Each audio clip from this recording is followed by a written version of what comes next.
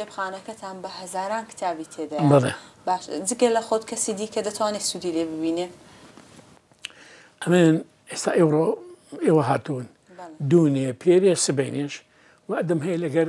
ئەو قوتابیانی ماجستێر و دکتۆرا دێنە ئێرە دەربارەی بابەتێک باعتیباری من تەمەنێکی زۆرە لە بزوتنەوەی سیاسی ئیشم کردووە لە ڕێکخراوەکان ئیشم کردووە ماوەی زیاتر 50 ساڵە کاری ڕۆژنامەنووسی و 15 ساڵ نەقیبی ڕۆژنامەنووسانی کوردستان بووم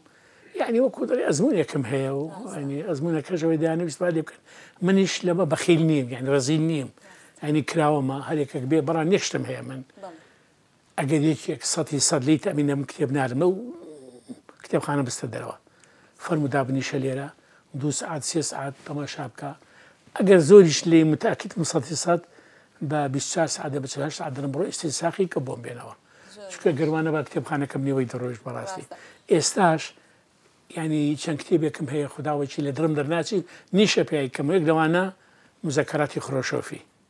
دۆستێک بردی لە سلێمانی و هاتبوو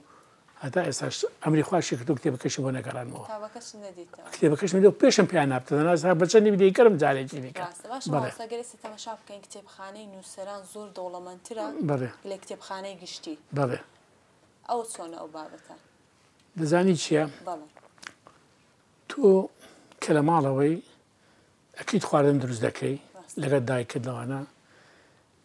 چەند بتوانی خواردنەکەی خۆت بەهارات و خوێ و ترش و نازام چیەکی بۆی خواردنەکە خۆش بی بێگومان مەسەرەن باو چ دەچی باشترین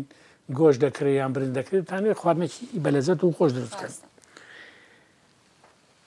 حکوومەت کە دەری حکوومەت ئەمن باس نارێم حکوومەت دەڵێم ئەو فەرمانبەرانەی کە ئەو ئیشە دەکەن ئەو دەسەڵاتیان نییە برەی کراوە بن بتوانن پارەچانە بەدەست بە کتێب بکڕن مۆسەفر ئەو کتێبی کە بۆیان دێ بە دیاری ئەوە دادێنن لە خانەکە مچینە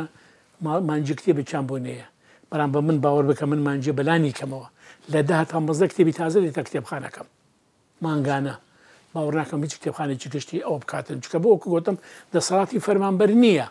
حکوومەتە حکوومەتیش ئەوەش تەخسیز نەکردیە یان برێن مۆزەفێکیان فەرمانبەری چوادا بنێ کە خاوەنی ئەزموون بی لە کتێبخانە پێشتر هەبوو مەستان پێشتەوەیە من لە بیرم دێ لە کۆی مامۆستا زەکی ئەحمەد هەناری کە مەکوو دەڕێن